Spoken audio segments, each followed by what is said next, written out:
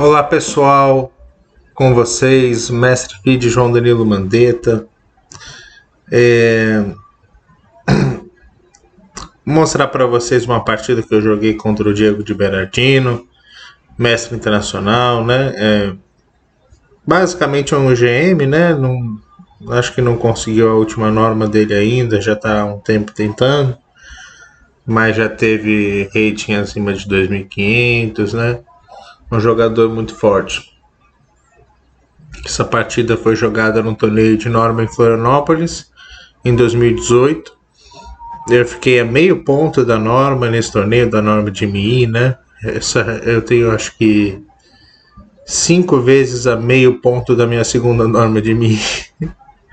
Então é difícil, né? Bate o nervosismo, às vezes a última rodada você só precisa de um empate, o adversário não quer empatar, mexe com o psicológico, né?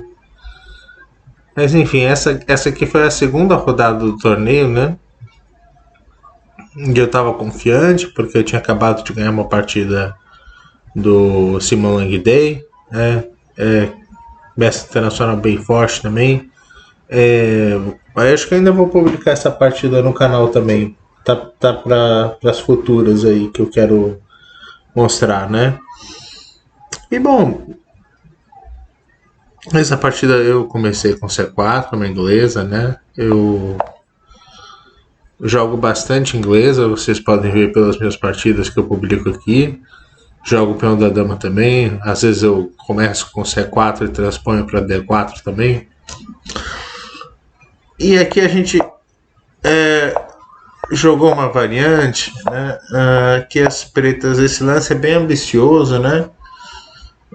D5, as pretas querem jogar uma Marox invertida aqui, né? Aqui só é assim, comenta assim alguma coisa mais didática, instrutiva, né? Por exemplo, cavalo toma C3 aqui não seria muito bom, né? Quer dizer, o computador não está achando tão ruim assim. Mas depois de B toma C3, as brancas o que? Fortalecem o centro, né? E mais tarde vão poder avançar com ganho de espaço no centro. Então aqui as pretas não. As pretas mantêm as peças no jogo e se preparam para jogar E5, né? Ganhando espaço no centro, vão fazer uma formação de Marox invertida, né?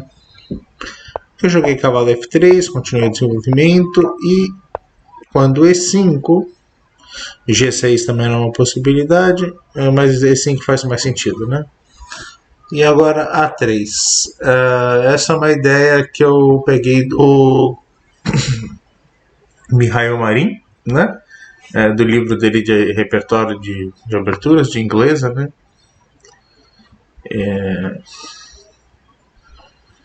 E aqui o Diego jogou F6. Vamos entender aqui o que está acontecendo, né? Vamos supor que as pretas tentem um lance de desenvolvimento, bispo E7, por exemplo. Agora as brancas têm B4. Esse é um golpe importante de conhecer. Por exemplo, se as pretas captura. Agora bispo toma B4, cavalo captura E5. Cavalo captura, dama A4 cheque, cavalo C6, bispo toma C6 cheque, B toma C6, dama B4 com uma vantagem claríssima, decisiva praticamente, né? Aqui as brancas têm a melhor estrutura de peões, tem o rei preto está no centro, né? Tem linhas abertas para jogar. Então aqui peões isolados, né? Da parte das pretas, complexo de casas pretas enfraquecido. Então aqui a vantagem é muito grande das brancas, né? Só um golpinho para conhecer. Eu já apliquei várias vezes.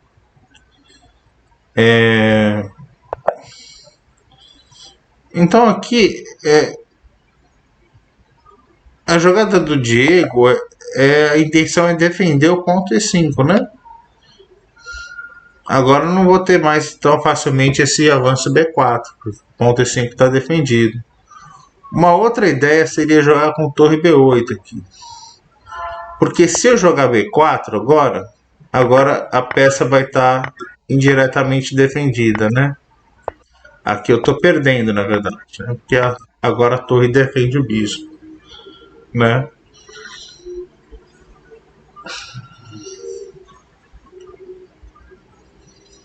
Então essa é a ideia de torre B8, que é uma tentativa de defesa indireta, né? E aqui melhor seria torre B1. Então, bispo E7, por exemplo, B4, toma, toma, B5, né? Se cavalo toma B4, peraí. Não, aqui não tem outro lance, né? Cavalo toma B4, tá caindo E5, bispo toma B4, tem cavalo por E5. B5 para frear o avanço do peão, né? E agora esse lance dama C2, que ameaça cavalo toma B5, seguido de dama por C6. Por exemplo, cavalo por B4, torre por B4, cavalo toma E5, ameaça dupla em C6, torre B6, dama B3 ameaça o bispo e ponto F7. Dama E7, cavalo C6 ameaça a dama e o bispo. Entregar a torre. E grande vantagem branca, né? Porque o rei preto está no centro. Então aqui jogaria roque, né? Perdão, roque. Roque. Cavalo por B5, cavalo por B4, torre toma, toma, toma. E agora bispo A5, cavalo não tem casa para voltar, bispo A3 ataca a torre e a torre não tem E8 por causa do cavalo, né? Dama toma C7, dama por C7, bispo toma C7. Torre C1, bispo A6. Se eu tomar o bispo, tem torre B1 e bispo toma E2, então bispo toma F8, rei toma F8 e E3 aqui, com a posição de aproximada igualdade, né? Tudo isso é linha de computador, tá? Análises que eu fiz. Então aqui o Diego jogou F6. E como regra, quando as pretas jogam F6 aqui nessa posição, as brancas têm o lance E3, né? A ideia é que elas querem romper com o D4, aqui, né? E explorar possíveis debilidades, né? Em casas brancas, na posição do rei preto.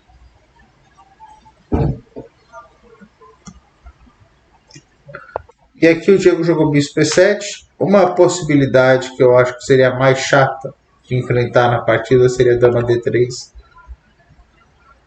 Porque freia, né, a ruptura D4, que é o que eu quero jogar.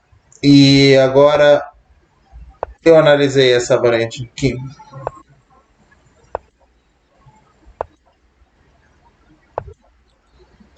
As pretas se desenvolvem bem, tem um alvo para atacar, o ponto D3.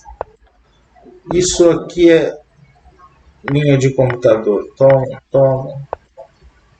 F4. Uma posição bem mais complexa, né? Também termina em igualdade, mas enfim, uma posição bem mais complexa de jogar. Acho que seria uma tentativa mais, na prática, mais chata das pretas aqui, né? Porque E3, bispo E7 permite a ruptura, né? Eu sacrifico um peão momentaneamente. Por exemplo, cavalo toma D4, cavalo toma D4, dama toma D4, dama E2, bispo G4, dama C2, dama D7.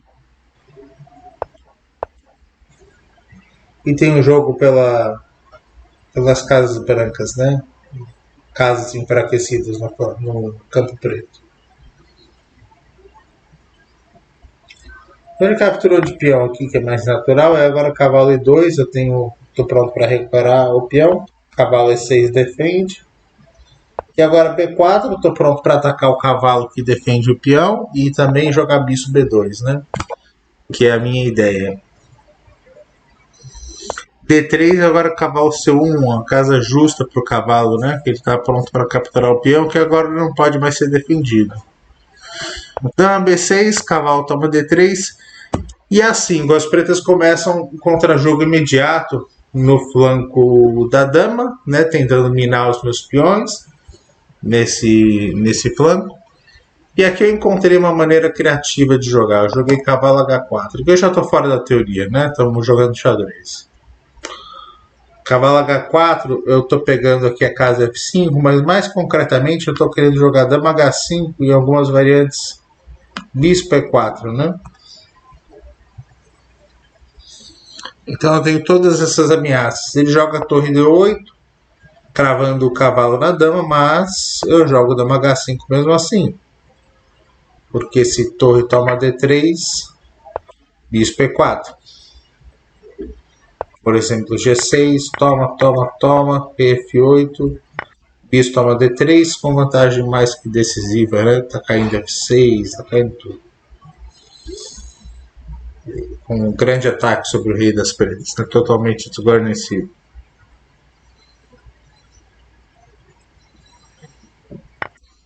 Então ele tomou aqui em B4, eu tomei, tomou a torre, tomei.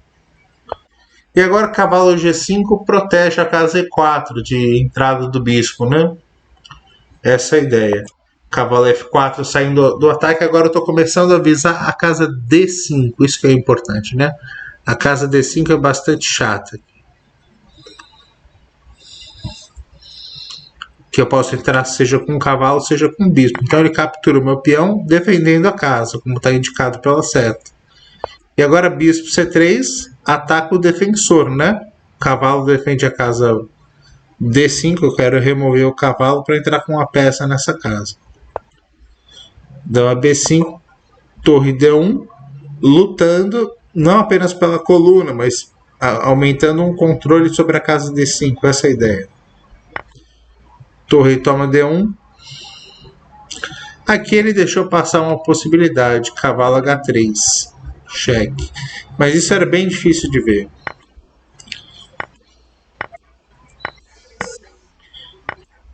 E parece que eu ganhei uma peça nessa linha, mas agora bispo G4, cavalo F4, G5. E as pretas vão recuperar material.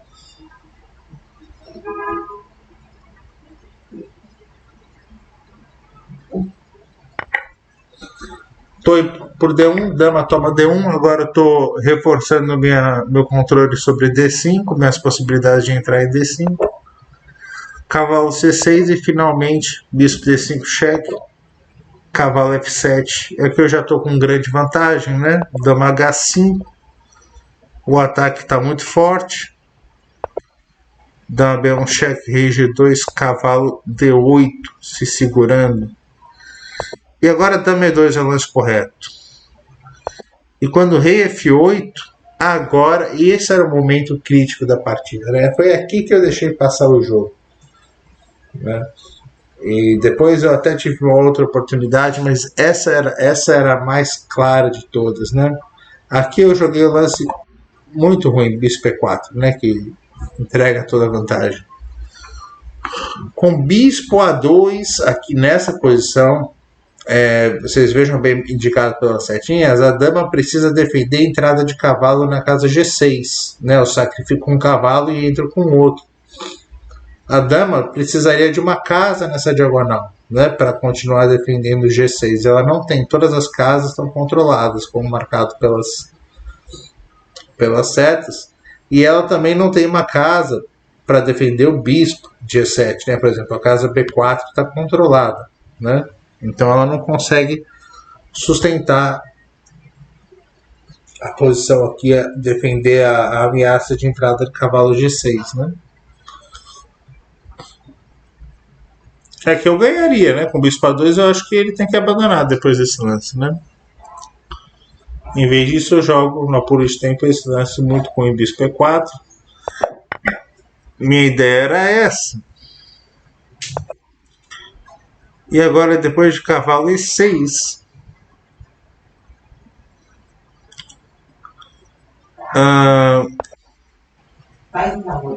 Eu jogo esse lance cavalo HG6.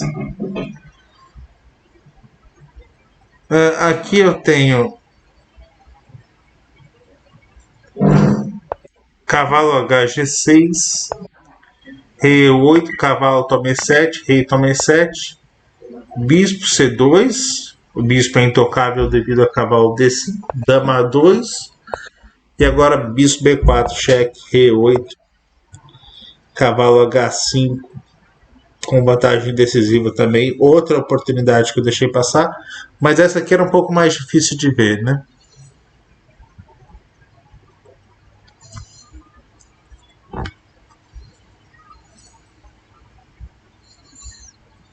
Em vez disso, eu entrei com um cavalo errado em G6, cavalo de F. E aí, de novo, o jogo tá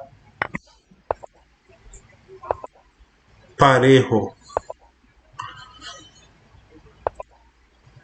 dando suporte para defender em C5. E aqui no grande apuro de tempo eu me desesperei, eu já não estava vendo como entrar na posição preta, né? Ele se defendeu realmente muito bem. Tive oportunidades, mas difíceis de encontrar, né? Nenhuma óbvia assim para encontrar no apuro de tempo. Esse é um diferencial desses jogadores, né? Esses jogadores muito fortes, né? 2.400, 2.500, 2.600. Você pode até estar ganho, mas assim, da hora eles conseguem montar uma defesa que muitas vezes você tem que encontrar um arremate difícil, né? E, bom, acabam acontecendo essas coisas, né? Enxerga só no pós-mortem. E aí fica aquela partida que você quase ganhou, mas perdeu. Bom, aqui eu fiz uma cagada, né? Que eu joguei Dama E3 que perde aqui imediatamente, né? Minha ideia. Eu joguei Dama E3 e ofereci empate. Minha ideia era ameaçar mate em E7. Pensei, Dama toma B4, Dama E7 mate. Eu acho que foi o meu único pensamento nessa posição. Mas ele joga Dama D5 cheque, agora tem dois ataques sobre o ponto F5. E se Dama F3 como jogado, Dama toma, toma e cavalo G5, garfo. E lá se foi a partida. Tá certo? Triste pra mim, fiquei triste, né? Mas naquele dia eu já tinha ganhado do Simon, já tinha conseguido uma boa performance nessa partida também, apesar do resultado. E é isso. Tá bom, pessoal? Vamos ficar por aqui e só passando para anunciar minhas aulas também. Tá precinho, R$ 40 a aula, né? Acho que assim com um Master Feed acima de 2.350 de rate, né? Uma norma de mestre internacional. Então acho que tá valendo a pena, né? Jogadores abaixo do meu nível estão cobrando R$ 200, R$ 300 pela aula, tá certo? Então é uma boa aproveitar, tá bom? Obrigado, gente. Bom dia para vocês.